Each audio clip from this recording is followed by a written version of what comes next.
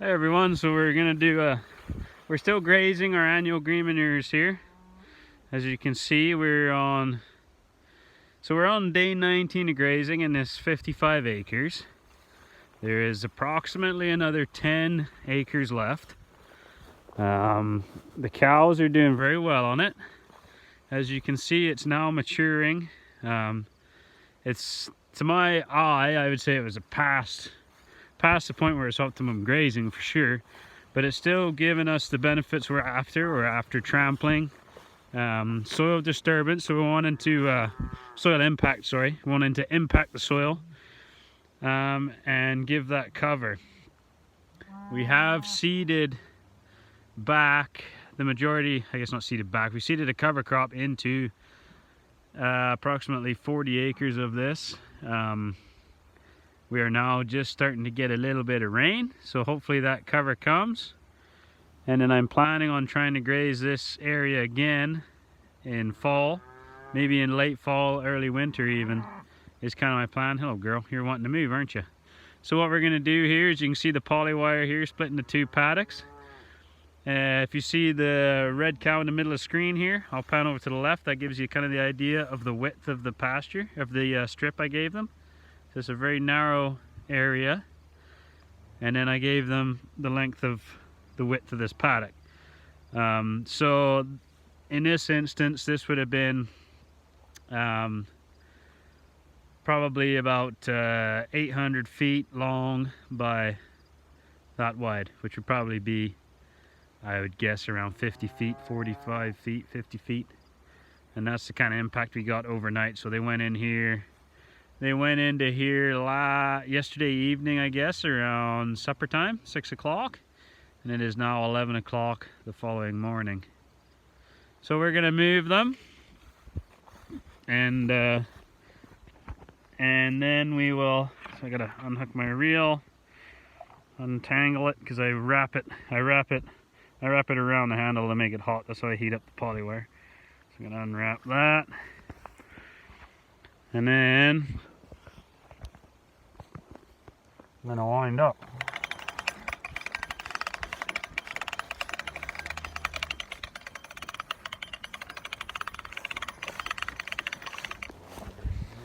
Sorry about that terrible picture. Come on, come on! That's their sign to come and move. So you can see the cows. And the other thing I learned here too is we're supposed to be on the left side of the cows, so you can check if they're going in empty or full to see how far you stretch the pasture. So if you see in here, you see the left side there. See how there's a hollow? That's what we're trying to see, if there's full cows, hollow cows. They don't look too bad. They look like they've kind of utilized maximum, but they're not stretched out too far. So that move was kind of just about nice time. A good balance between getting good impact and happy cows. As you can see, the cows here are all very fleshy. The calves are also doing well. There's a little guy there. They're very healthy. Everything looks good. And just to give you an idea of the ground cover here, so you can see a little bit of bare dirt, but not much. Not much at all. The other thing I wanted to show you here was the manure pats. So you'll notice, although I'm not back fencing this area, what I am doing is I'm making them come into the end. So then I'm going to roll the fence up here once I stop recording. So I'm going to immediately roll this fence up. But because those cattle went in on the end, they'll travel down as a herd. They'll take the best pickings. I can tell here, see, you can tell right now that I didn't over keep them in this strip of paddock here, because if you overkeep them, when you move them into the next piece, they race to get the best. So they're just slowly grazing along, so I know that they haven't been too far overkept on this piece, which is good. But yeah, they'll go down, come back. Even after I've taken the fence away, they'll go down and back a few times to give us our trampling. I wanted to show you some cow pats here. So this is, You can see the line here. So that's where, this is something I found too. If you pull the fence up and don't back fence, they trample everything. If you leave the fence here, the cattle are very aware of the fence and they'll leave a 1 or 2 foot strip in between. You can also see they're not taking down the thistle. The Canada thistles go into head here. So what we'll be doing is we will actually come in here. We got the swather handy, and we'll just cut those down to give the, so they don't have a competitive advantage, so they don't keep growing too vigorously. So the cow pats here, you can see there's some large holes in them. And what we're actually finding, there's dung beetles. Now keep in mind this is a, come on dung beetles, making a liar out of me. They're here somewhere. There's one guy right there. Anyways, I'll try another one. Maybe I gotta go. This is actually a freshie, so maybe I gotta find one that's a little crustier.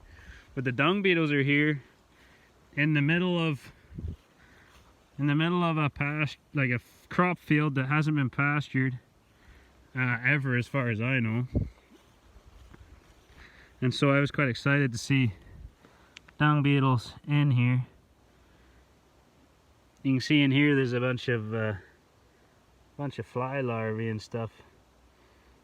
You really notice the day cycles when you move them daily. You can really notice the day cycles. You see lots of peas left. The forage peas are getting to the point where they're overly ripe.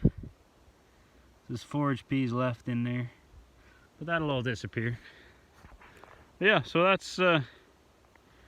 that's grazing here. We got another, oh, I don't know, probably 4 days left here, and then we're gonna put them back to valley pasture that they've had relief off. I guess there's been a rest on that now, and then I'm hoping to rotate them back into some sorghum, a sorghum mix, and there's also some more oat pea that I mowed earlier to take care of wild oats.